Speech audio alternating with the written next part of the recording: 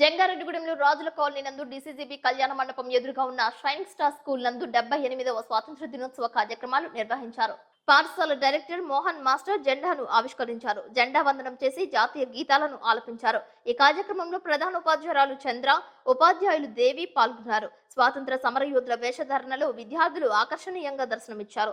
జాతీయ గీతాలకు విద్యార్థులు వేసిన నృత్యాలు చూపరులను అలరించాయి. ఈ సందర్భంగా చంద్ర మాట్లాడుతూ విద్యార్థులకు కేవలం చదువుతో పాటు అన్ని రంగాలలో రాణించేలా చేసే విధంగా తరగతి గదిలో ఉపాధ్యాయులు కృషి చేయాలని అన్నారు.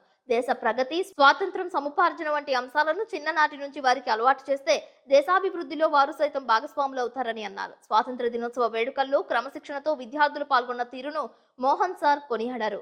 విద్యార్థులకు మిఠాయిలు పంపిణీ చేశారు. ఉత్తమ ర్యాంకులు, స్వాతంత్ర దినోత్సవ వేడుకల్లో పాల్గొని పలు క్రీడల్లో గెలుపొందిన విద్యార్థులకు బహుమతులు అందజేశారు.